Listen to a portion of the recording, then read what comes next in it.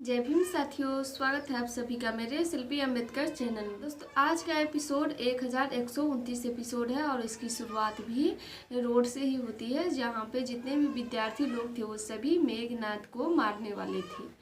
लेकिन वहां पे भीमराव जी पहुंच के उनको बचा लेते हैं और कहते हैं कि आप इनको मारिए मत, इनको कानून के हवाले कर दीजिए, को कानूनी तौर पे सजा दिलाइए। तो जिसके बाद जितने भी विद्यार्थी लोग थे उन सभी का एक शर्त था और भीमराव से कहते हैं कि भीमराव, अगर तुम मेघनाथ को छुड़वाना चाहते हो तो तुम्हें एक शर्त माननी होगी कि तुम इसे खुद ही पकड़ के ले जाओगे थाने तक, तभी हम लोग इनको छोड़ देंगे, नहीं तो हम लोग आज छोड़ने वाले नहीं हैं।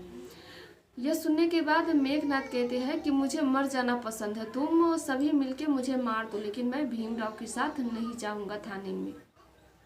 यह सुनने के बाद भीमराव जी जबरदस्ती मेघनाथ को उठाते हैं और कहते हैं, मेघनाथ जी चलिए आप मेरे साथ हो, और उनको हाथ पकड़ के भीमराव जी थाने ले जाने लगते हैं। जब वो रास्ते से ले जा रहे थे तो बहुत सारे लोग उनको देख रहे थे, ऊंची समाज के जो लोग थे वो सभी देख रहे थे, और जितने भी ऊंची समाज के लोग थे और उनके समर्थक जो थे मेघनाथ के, वो सभी आके भीमराव जी पे बरस जाते हैं कि भीमराव तुम्हारी इतनी हिम्मत कैसे हो गई कि तुम मेघनाथ को हाथ लगा ली।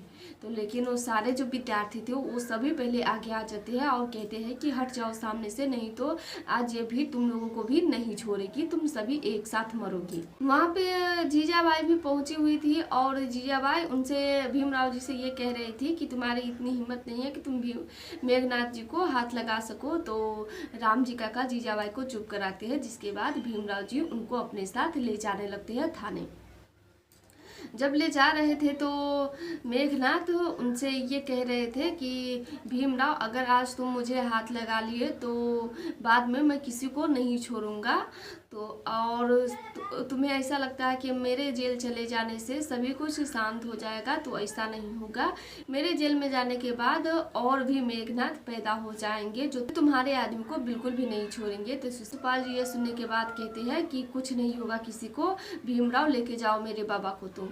शिशुपाल जी को बहुत बुरा भी लग रहा था कि उनके बाबा जेल में जा रहे थे, लेकिन वो भी सच का ही साथ देते हैं, क्योंकि शिशुपाल जी बहुत दिनों से मेघनाथ से कह रहे थे कि बाबा आप ये जो आपकी मानसिकता है उसे छोड़ दीजिए, आप जो भीमराव जी का विरोधी करते वो भी छोड़ दीजिए, दुश्मनी निभाना निभाइए, लेकिन कि ये जो जात पात का जो भेदभाव है वो सब नहीं रखना है।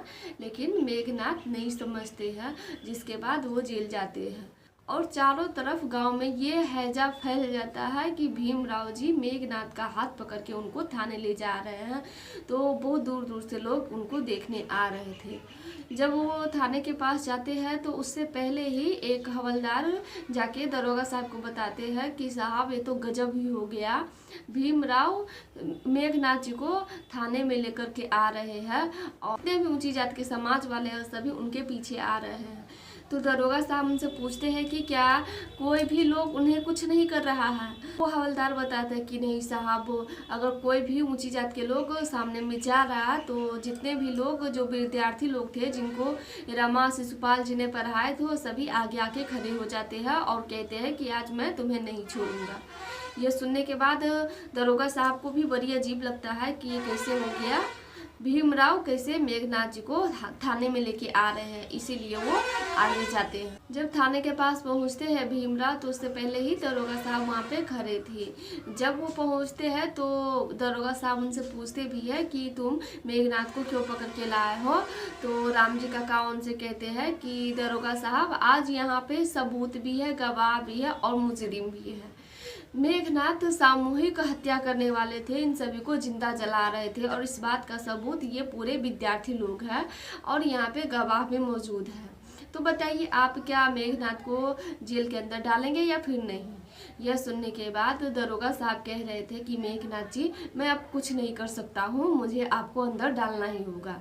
यह सुनने के बाद मेघनाथ बड़ी हैरान होते हैं और उनसे कहते हैं कि ये आप ऐसे बात कर रहे हैं दरोगा साहब। तो दरोगा साहब कहते हैं कि मेघनाथ जी, सब कुछ आपके खिलाफ है, इसीलिए मैं नहीं कर सकता हूँ आपकी मदद। जिसके बाद वो अंदर जाने से पहले भीमराव जी से बहस करते हैं कि भीमराव तुम ज़्यादा खुश मत हो, अगर मैं अंदर चला जाऊंगा तो तुम्हें क्या लगता है कि मैं वापस नहीं आऊँगा? मैं ज़रूर एक दिन वापस आऊँगा, और वापस आऊँगा जब तक मैं अंदर जाऊँगा उससे पहले ही मेरे जैसे कितने मेघनाथ पैदा हो जाएंगे, कितने मेघनाथ आके खड़ा हो जाएगा तुम्हारे सामने। शायद तुमको पता नहीं है, ये जो मेघनाथ वाला लड़ाई है, ऊंची समाज की जो लड़ाई है, वो सदियों सदियों तक जारी रहेगी। हमेशा कोई ना कोई तुम्हारे खिलाफ खड़ा रहेगा। जिसे सुनने के बाद भीमराव जी भी कहते हैं कि आपको क्या लगता है मेघनाथ जी कि हमेशा मेघनाथ ही पैदा होंगे? मेरे भी विचार से कई भीमराव पैदा होंगे। जैसे आपके समाज वहाँ पे खड़ा होंगे, हर समाज में एक भीमराव जरूर पैदा होगा। तो ये सुनने के बाद मेघनाथ उनसे कह रहे थे कि क्या भीमराव, ना ही सदियों तक तुम रहोगे और न ही मैं रहूँगा, फिर भीमराव पैदा होगा कैसे? तो भीमराव जी अपने विचार के बारे में बताते हैं कि मेरे विचार से मेरे समर्थक खड़े होंगे, जो भीमराव बन के खड़े होंगे। मैं कभी किताबों में आके सभी को उकसाऊंगा कि तुम भीमराव बनो, या फिर किसी के सपने में आके कहूँगा कि तुम खड़ा हो, अपने लिए लड़ो। तो इस तरह से बहुत सारे भीमराव पैदा होंगे। तो मेघनाथ भी ये भी कहते हैं कि जब भीमराव पैदा होगा तो मेघनाथ भी पैदा होगा। तो ये सारी बातें हो जाने के बाद वहाँ पे मेघनाथ अपने समाज वाले से कहते हैं कि मेरे अंदर जाने के बाद तुम लोग बनोगे ना मेघनाथ? तो सभी कहते हैं कि हाँ मैं बनूंगा मेघनाथ, और वो सभी नारे की तरह लगाने लगते हैं। तो ये लोग भी कम नहीं थे, विद्यार्थी लोग जितने भी थे और जितने भी भीमराव जी के समर्थक थे, वो सभी कहते हैं कि मैं भी बनूंगा भीमराव, मैं भी बनूंगा भीमराव। तो दोनों में इस तरह से बहस होती रहती है, लेकिन जिसके बाद दरोगा साहब मेघनाथ जी को अंदर ले जाते हैं। उसके बाद सभी अपने अपने घर चले जाते हैं और शाम हो जाती है। तो चौल में जाने के बाद सभी इस बात का जश्न मनाने वाले थे कि आज भीम के विचारों का जीत हुआ है। फुलिया काकी, शोभा काकी, ये सभी चाहते थे कि आज चौल में खुशियां मनाई जाए। सभी चाहते थे कि आज भीमराव जी के विचारों की जीत हुई है, इसीलिए हम सभी साथ में जश्न मनाते हैं। लेकिन वहाँ पे भीमराव जी पहुँचते हैं और फुलिया काकी से कहते हैं कि फुलिया काकी आप ऐसा नहीं कर सकती है। तो वहाँ पे राम जी काका आते हैं और कहते हैं कि क्यों बेटा, अब तुम ही बताओ कि ये जश्न क्यों नहीं मना सकते हैं? ये तुम्हारे लिए जश्न नहीं मनाना चाहते, ये तुम्हारे विचारों का जश्न मनाना चाहते हैं, तो बताओ इसमें तुम्हें क्या लग रहा है? तो भीमराव जी उनको अच्छे से समझाते हैं कि बाबा, खुशियाँ ना मनाने के बहुत सारे कारण हैं, एक कारण नहीं है बाबा। आज मैं इस अपने विचार के लिए यहाँ पे खुशियाँ मनाऊंगा, तो आप ही सोचिए कि मैं हमेशा पूरे समाज के लिए लड़ता आ रहा हूँ, और मेघनाथ जी भी एक समाज से जुड़े हुए हैं, तो एक समाज के ही आदमी जेल में गए हैं, तो भला हम लोग कैसे इस बात की खुशियाँ मना सकते हैं? दूसरी कारण ये है कि मेघनाथ जी के बेटे मेरे सबसे अच्छे मित्र हैं। अगर मैं इस बात का खुशियाँ मनाऊंगा तो क्या शिशुपाल जी को अच्छा लगेगा भला? तो मैं शिशुपाल जी को बिल्कुल भी बुरा नहीं लगने दे सकता हूँ, इसीलिए ये खुशियाँ नहीं मनानी चाहती हूँ। भीमराव जी यहाँ पे सारी बातें बता रहे थे कि खुशियाँ क्यों नहीं वो मनाना चाहते हैं, लेकिन वहीं दूसरी तरफ शिशुपाल जी बहुत ज़्यादा रो रहे थे और ये भी कह रहे थे कि मैं बाबा को बहुत कोशिश की समझाने की, लेकिन बाबा नहीं समझे। आज बाबा समझ गए होते तो ये नौबत नहीं आती। तो उसी समय शिशुपाल जी को वो बात याद आती है जब मेघनाथ जी रात के समय शिशुपाल जी से बोले हुए थे कि अगर मैं नहीं रहूँगा या फिर मैं जा रहा हूँ, किसी को मार दूंगा या मर जाऊंगा, उसके बाद तुम मेरे बिस्तर के पास जाना, वहाँ डब्बा में कुछ पैसे रखा हुआ है, वो उसे ले लेना और बाबा के पास जाना और उनसे पूजा करवाना कि अगले किसी भी जन्म में तुम्हारे जैसा बेटा मुझे ना हो। यह सुनने के बाद शिशुपाल जी घर के अंदर जाते हैं और वो पैसे का डब्बा उठा लेते हैं और कहते हैं कि श्यामला मैं जा रहा हूँ बाबा के पास।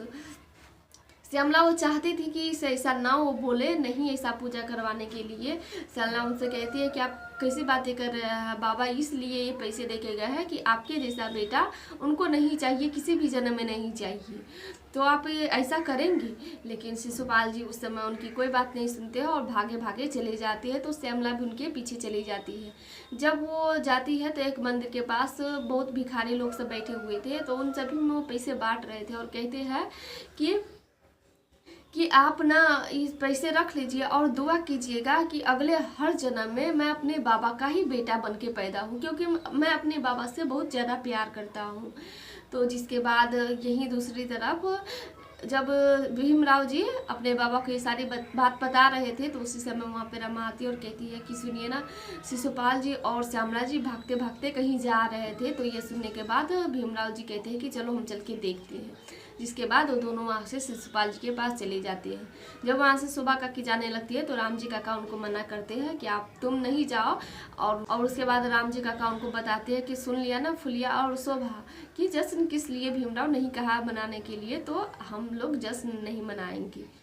और वहीं दूसरी तरफ जब भीमराव जी जाते हैं तो देखते हैं कि शिशुपाल जी बहुत रो रहे हैं, तो वो उनका साथ देते हैं। जिसके बाद शिशुपाल जी भीमराव जी का कंधा से रोने लगते हैं बहुत जोर जोर से। तो भिखारी को देखिए, वो भिखारी जो थे भीमराव को भी अलग कराने लगते हैं और शिशुपाल जी को। और वो भिखारी उनके साथ ज़बरदस्ती करने लगते हैं शिशुपाल जी के साथ कि तुम सबसे पहले यही बता दो कि तुम्हें अगले जन्म में तुम्हें अपने बाबा ही चाहिए या फिर तुम्हें ये भीमराव चाहिए, क्योंकि तुम भीमराव को भी उतना ही मानते हो, तो तुम बता दो तुम किसे चुनना चाहते हो। जिसे सुनने के बाद शिशुपाल जी कहते हैं कि अगर ऐसी नौबत आएगी तो मैं हमेशा अपने भीम दोस्त को ही चुनना चाहूँगा, क्योंकि मेरे बाबा की ऐसी सोच अगर हर जन्म में मुझे मिलेगी तो मुझे नहीं चाहिए इसे बाबा। इतना कह के शिशुपाल जी वहाँ से चले जाते हैं। जिसके बाद भीमराव जी उन सभी भिखारी से हाथ जोड़ के कहते हैं कि आप लोग दुआ कीजिए कि मेघनाथ जैसे सोच अगले जन्म में किसी को भी ऐसी सोच ना आए, ना पैदा हो। तो जिसके बाद एपिसोड समाप्त हो जाती है। अब इसके आगे क्या होगा ये मैं अगले एपिसोड में बताऊंगी, क्योंकि आज के एपिसोड यहीं पे समाप्त हो जाती है। फिर मिलेंगे दोस्तों अगले एपिसोड में, तब तक के लिए जय भीम।